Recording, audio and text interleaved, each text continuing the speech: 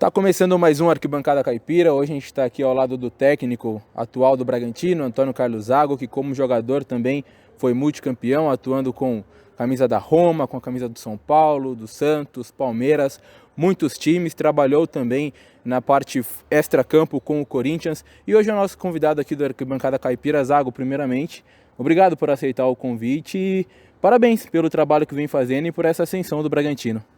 Bom, eu que agradeço a oportunidade e é um trabalho que a gente já começou, né, desde o ano passado, quando ainda não era Bragantino, depois teve a fusão e o importante é a gente continuar, né, cada vez mais com as convicções, a equipe se comportando do jeito que vem se comportando para que a gente no final do ano consiga o nosso objetivo. Bom, a Arquibancada Caipira é formado pelo jornalista Rodrigo Seixas, ao meu lado, o Mário Casemiro, que também hoje não pôde comparecer aqui, mas vamos falar um pouco do Zago e desse Bragantino, né, Rodrigo?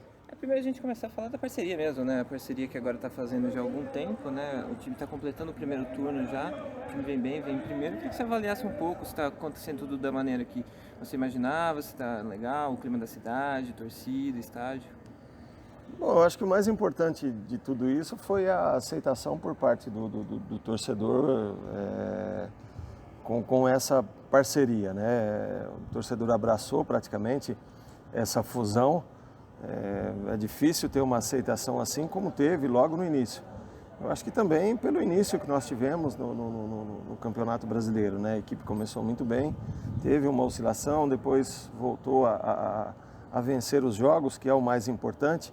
Eu sempre procuro passar para os jogadores que são os jogadores, o reflexo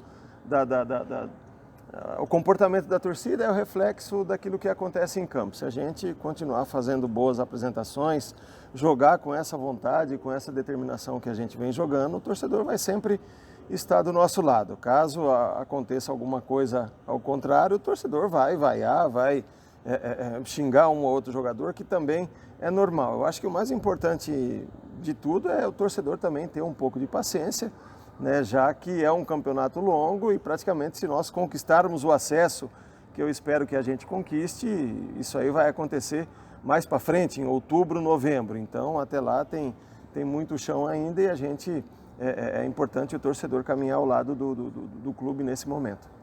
Em alguns países, quando se aderiu o Red Bull, teve muita crítica tanto das torcidas adversárias como dos adversários, né? Com bandeiras contra e tudo mais. Aqui a gente não tem visto tanto isso. Você acha que isso ainda vai acontecer se o time começar a jogar partidas de primeira divisão, com torcidas maiores? Ou você acha que o Brasil isso não vai chegar como chegou na Europa? Bom, eu acredito que não, até porque é uma parceria, né? Como aconteceu com o Palmeiras na época da Parmalat, com o Corinthians na época do Banco Excel e outras empresas depois. O Flamengo também, se eu não me engano, passou por uma assim. Então houve uma aceitação em cima desses clubes e eu acredito que vai acontecer o mesmo com o Bragantino, não vamos ter nenhuma restrição. Talvez um ou outro falando alguma coisa, mas já começou a dar certo, né? Eu acho que essa também é a saída para o futebol brasileiro, grandes empresas investindo em clubes e a gente espera ver cada vez mais o que aconteceu aqui no Bragantino, que uma empresa chegue em um clube, né, que seja abraçado pela cidade como foi aqui. Eu acho que isso aí é bem importante para o futebol brasileiro. Sobre o seu estilo de jogo, né, o que você implantava no Red Bull Brasil e agora implanta aqui no Bragantino, isso vem desde lá do Juventude, quando você ascendeu como técnico ao futebol. O estilo de jogo do Bragantino é diferente dos demais, né? Eu acho que vai um pouco contra o do futebol brasileiro. Isso você trouxe dos seus estudos lá na Europa, passou um tempo estudando com o Luchesco, também na Itália, fez o curso da UEFA. Você trouxe uma coisa nova aqui para o Brasil ou você acha que tem alguns treinadores como o Fernando Diniz, que também foi recentemente demitido, né? Às vezes esse bom futebol não resulta em resultados aqui no Brasil, aqui no Bragantino vem sendo diferente, está dando resultado. Esse seu estilo de jogo, eu queria que você falasse um pouco sobre também. Bom, eu acho que aquilo que a gente propõe aqui no Bragantino é um pouco diferente daquilo que o Fernando pensa em relação ao futebol. Queira ou não queira, o meu goleiro primeiro deve pegar com as mãos, depois jogar com os pés. Sim. O zagueiro primeiro deve zagueirar para depois sair com a bola dominada, né? Eu acho que é importante a construção de trás, né? De você sair tocando para que a bola chegue aqui na frente e os atacantes possam criar alguma coisa, o meio-campo, o ataque possa criar alguma coisa. Lateral tem que voltar, atacante tem que fazer gol, então não foge muito daquilo que era antigamente. Eu tive, graças a Deus, eu tive a oportunidade de trabalhar com grandes treinadores também, quando eu joguei. Um deles foi o Tele, no início da minha carreira. O Tele pregava o simples, né? Os principais fundamentos do futebol é domínio e passe. Isso aí a gente trabalha bastante. Tempo e espaço, isso aí a gente procura também trabalhar durante os treinamentos. Finalização, da bola ser girada rapidamente, dos jogadores jogarem a um toque, 2 toques dentro de campo. Então, assim, ficou muita coisa do início da minha carreira com o Tele Santana. Depois teve o Vanderlei também, Parreira, o Capello, o Luchesco. Os cursos que eu fiz na Europa me ajudaram bastante. Eu tive a oportunidade de estudar, que eu acho que todos têm que passar por esse processo. Trabalhei 2 anos e meio, 3 anos como auxiliar, que eu também vejo como uma experiência muito grande, né? Uma experiência muito boa para que você adquira uma experiência a mais para virar treinador depois. Então eu tive todos os processos, né, antes de encontrar esse futebol que nós estamos praticando hoje, né? Foi assim no Juventude, a gente tinha uma equipe também que jogava futebol, tentei fazer isso no Internacional, o trabalho acabou sendo interrompido. Depois no Fortaleza foi curto, mas também a equipe jogava, e agora aqui que eu estou tendo um pouco mais de tempo, e eu acredito que quando você tem tempo, você consegue implantar as suas ideias. E não vem sendo diferente. A equipe, praticamente aquilo que a gente faz durante a semana, alguns conceitos que nós colocamos desde o início da temporada, os jogadores vêm fazendo dentro de campo. E isso aí vem ajudando no crescimento do clube dentro da competição.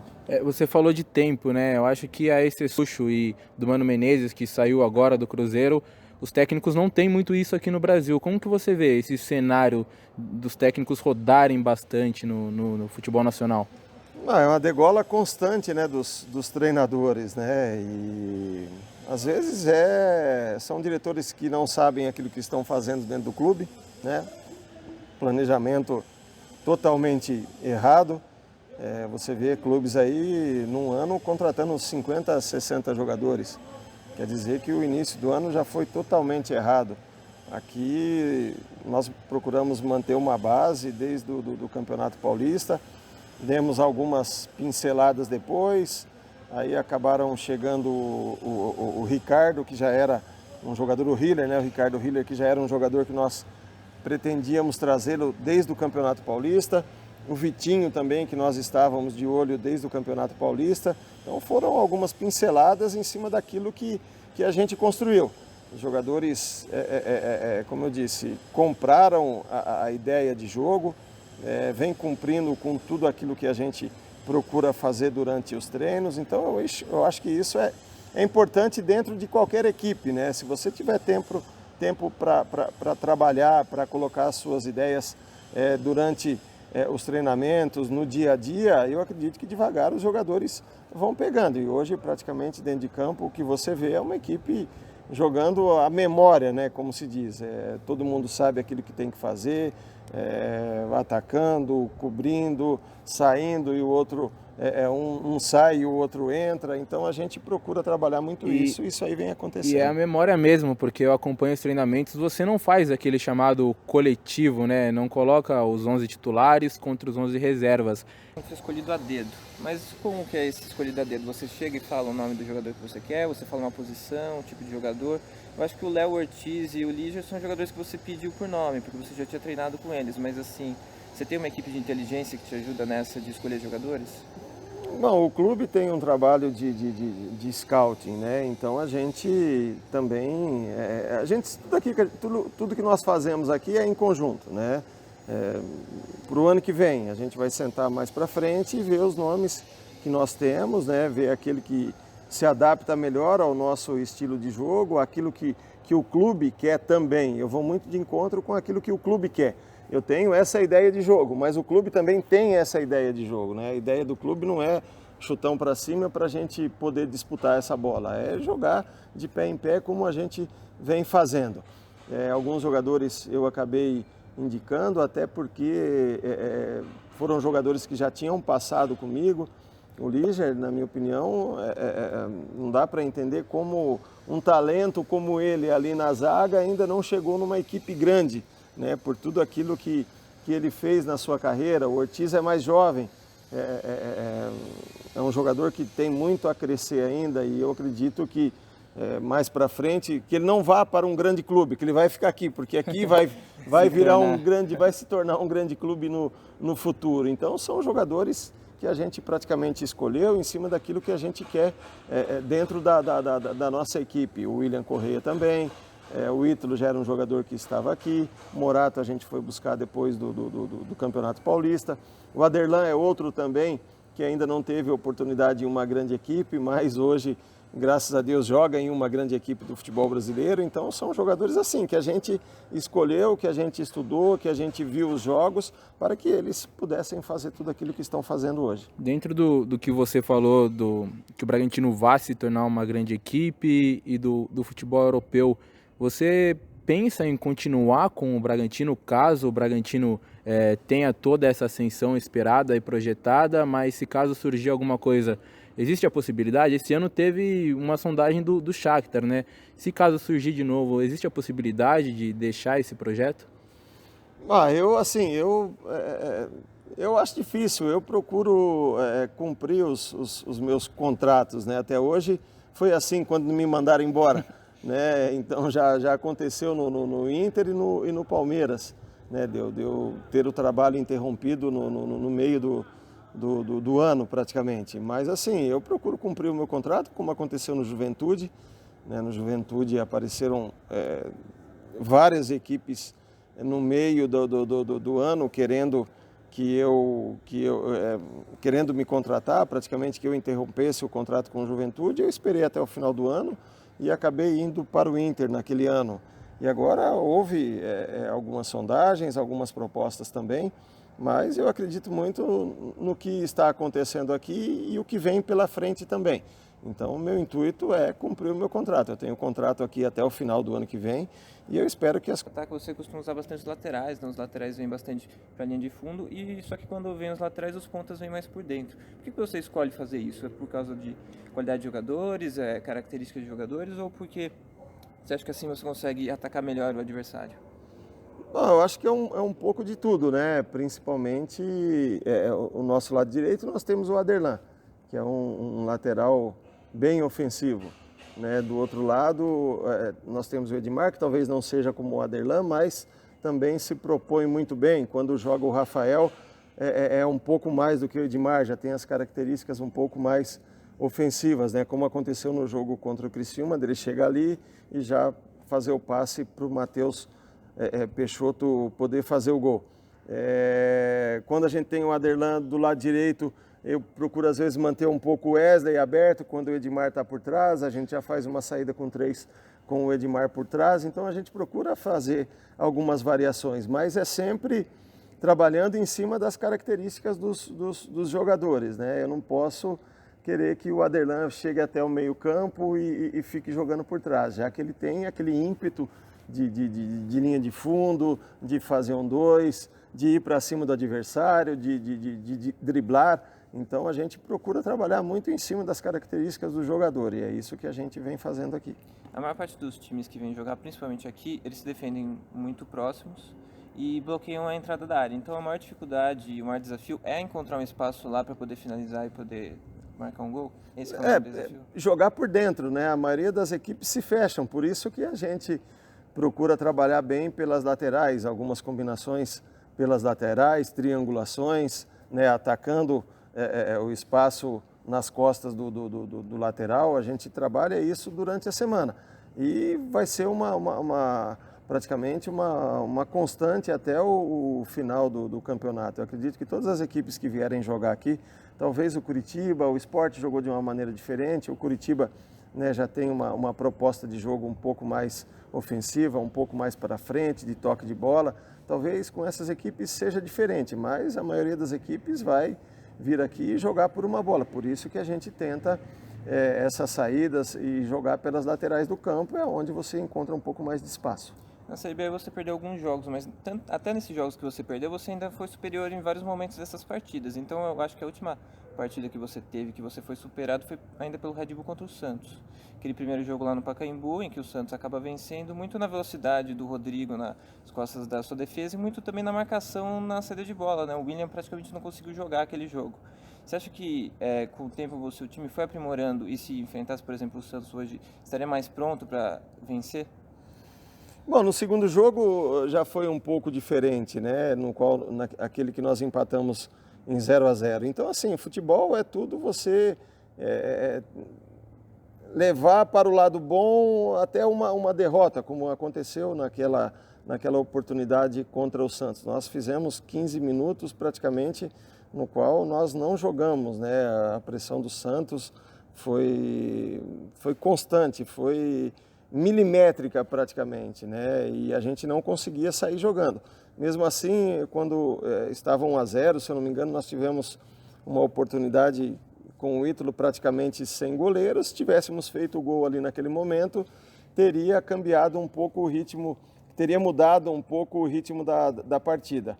Mas isso não aconteceu. Então aquela partida a gente leva como exemplo até hoje e a gente trabalha muito também em cima disso. Quando o adversário pressiona um pouco, a gente ter algumas saídas, algumas variantes para que a gente possa conduzir o nosso jogo também da melhor maneira possível. Falando do Bragantino, até para a gente encerrar um pouco aqui, que a gente está com pouco tempo, o Bragantino hoje é líder em tudo, né? Não só do campeonato, mas em todas as estatísticas quase da competição. O time que mais faz gols, com 25, o time que menos tomou, com 8, e também ali no desarme, no passe, o Claudinho é o líder de assistência, o Ítalo é o vice-artilheiro.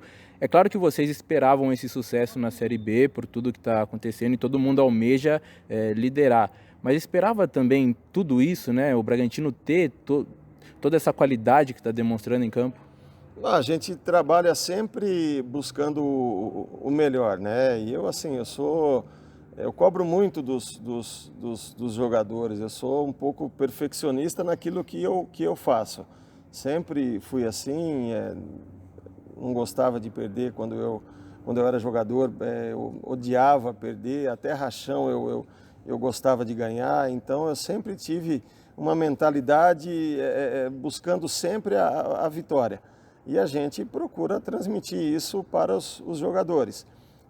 E queira ou não queira, o trabalho vem sendo bem feito, né? O trabalho de todos, ainda mais depois que nós viemos aqui para Bragança. Você tem uma torcida, você tem uma casa, a equipe começou bem o Campeonato Brasileiro, a torcida, como nós já conversamos antes, abraçou o time. Eu acho que isso aí é importante você ter o carinho da torcida, da imprensa, da cidade em geral. E eu acredito que isso aí tenha contribuído muito em cima daquilo que nós estamos fazendo dentro de campo, né? Os jogadores se sentem mais motivados com uma torcida, com o apoio do torcedor. Então a gente espera que isso possa prosseguir aí até o final do ano, para que a gente consiga o objetivo, que é voltar à Série A no próximo ano. Você vai fazer parte de um evento da CBF, né, o Brasil Futebol Expo, no próximo mês, e você vai falar junto com o Mano Menezes, alguns caras assim sobre tática e um pouco mais assim sobre ler o jogo, né? Você acha que é uma coisa que o Brasil estava precisando e que nos últimos anos está acontecendo mais? A CBF e os clubes têm investido mais em pensar futebol, em estudar futebol, coisa que a gente, por mais que a gente tenha sido pentacampeão, a gente não pensava tanto? Bom, eu acredito num futebol bem jogado, em você se divertir também quando você entra dentro de campo, se divertir com responsabilidade, já que é muito sério aquilo que acontece dentro de campo. Mas eu tento transmitir também fazer com que os jogadores entendam esse lado, de entrar em campo solto, né, de procurar jogar futebol. É gostoso quando você toca a bola, quando você tem o controle do jogo, quando você faz um lançamento, uma equipe leve dentro de campo. Então eu acredito num futebol assim, como era antigamente, né, sem muita pancadaria, sem muita marcação, apesar que hoje, né, as equipes encurtaram bastante o espaço dentro de campo, mas você tem que buscar algumas variantes para sair dessa marcação. E a gente vem encontrando isso. E como eu disse, os jogadores compraram essa ideia de jogo, eles estão gostando de jogar dessa maneira, então a gente tem que prosseguir com o trabalho até o final para que eles se sintam cada vez melhor. Mas o estudo, você acha que evoluiu aqui? Eu acredito que sim, algumas coisas vêm mudando, né? O Fernando Diniz com as suas ideias, um ou outro treinador colocando alguma ideia diferente. Queira ou não queira, hoje nós temos um curso capacitado na CBF que também contribui bastante para isso. Eu acho que desde as categorias de base você tem que colocar na cabeça dos garotos de irem para campo e jogar futebol, e se divertir. Né? O que o jogador mais gosta é de ter a bola, né? Eu procuro falar sempre, quando você é pequeno, você gosta de ficar com a sua bola, você vai para o campinho com a sua bola para jogar futebol. E eu acho que isso tem que fazer parte do futebol em geral hoje em dia. Ter um pouco mais de alegria para jogar, como algumas equipes estão demonstrando nos campeonatos. Você falou de quando era pequeno, né? Como foi o Zago conhecendo o futebol, o início de tudo? Na minha família, só o meu pai que não jogava bola, era o único pé duro da família, né? E o único que conseguiu chegar a ser profissional fui eu. Os meus tios jogaram amador, eram da seleção de Presidente Prudente amadora, que vinha jogar em São Paulo, então eles sabiam jogar futebol. E eu sempre acompanhei eles desde 5, 6 anos, desde que eu me conheço por gente, eu sempre procurei acompanhar. Depois eu fui me desenvolvendo na rua mesmo, nunca não cheguei a participar de escolinhas de futebol. Na minha época era mais fácil, né? Você colocava um chinelo de cada lado, já fazia um golzinho na rua. Tinha os campos de terra perto de casa que a gente também se divertia, então era um pouco mais fácil. Sempre conciliando com o trabalho, que eu trabalho desde de novo também, mas a gente tinha tempo para tudo, né? E eu sempre fui apaixonado por futebol. Graças a Deus apareceram as oportunidades depois, eu acabei aproveitando e deu no que deu. Agora é tentar passar um pouco toda essa experiência que eu tive no futebol para os mais jovens, né? Que eles procurem jogar futebol, que eles se divirtam dentro de campo. É isso que a gente conversa direto com os jogadores. Bom, então esse foi o nosso bate-papo aqui com o Antônio Carlos Zago, atualmente técnico do Bragantino. Fez muita história como zagueiro no futebol nacional, também no futebol europeu, cenário internacional. Zago, obrigado e que a gente possa conversar mais vezes e boa sorte nesse projeto do Bragantino. Boa sorte para todos nós, né, que fazemos parte de Bragança hoje. Eu acho que é importante, né, todos fazerem o melhor possível para que a gente consiga conseguir o objetivo, que a gente consiga o objetivo que é chegar na Série A o próximo ano. É longa ainda a caminhada, mas nós estamos no caminho certo. Tá certo, esse foi então a Arquibancada Caipira com Antônio Carlos Zago.